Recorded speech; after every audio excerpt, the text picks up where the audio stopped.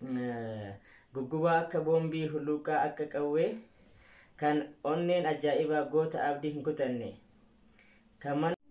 Assalamu alaikum warahmatullahi wabarakatuh. Akkam jirtu hordoftoota Aishatu bi warroonni biyya keessaa fi biyya alaa hundi keessan akkam jirtu nagaa jirtu isinin jecha arraaga viidiyoo gabaabduu takka qabadhee isin dhiyaadhee jira.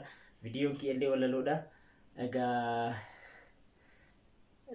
warroonni chaalaanii kanaaf haaraa taatan like, share, subscribe gochaan akka nu jajjabeessan isinin jecha kallattimaan gama walaloo kiyyatti darba. Walaloon kiyya maal jedha?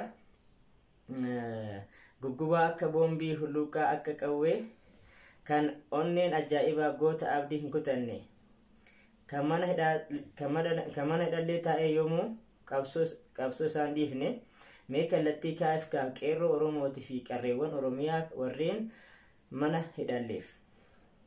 An wallaahi billaahi garamaan si jaaladha yaa sabboona Oromoo yaa jawwee diinaf qaanqee mee gad bayii dubbadhu sagalee keen dharra'ee mee gad bayii dubbadhu sagalee keen dharra'ee jedha. Egaa inni biraa immoo sagalee walaloon biraa ani kanatti aansee dhiyaadhe qabadhe. Yaa ijoollee Wallaggaa, yaa ijoollee Harargee, ijoollee Kaabashaa, meeti ijoolleen Amboo warri fineensu qabsoo, yaa ijoollee Salaalee, ijoollee Gandabirata, meerree ijoolleen Kuyyuu kan diini hin hille yoomiyyuu, meeti ijoolleen Kuyyuu kan diini hin hille yoomiyyuu.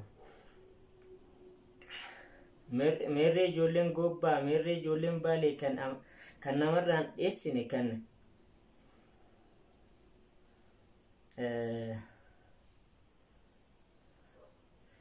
kan namarraan dheessine kan duubatti hin deebine gaafa diinni si nyaare. Kan namarraan dheessine kan duubatti hin deebine gaafa diinni si nyaare. Yaa ilmaan nama guddaa hangafa Oromtichaa, yaa ijoollee Booranaa kan jirtu biyya keessa kan jirtu biyya keessa hunduu wardaas fooraa an kan jechuu barbaade. Akka bira dhaabbannu ijoollee mana hidhaa kan jiran biyya ormaa, akka bira dhaabbannu ijoollee Oromiyaa, ijoollee saba keenya kan jiran biyya ormaa jedha. Egaa viidiyoon irraa qabadhee dhiyaate tanaadha.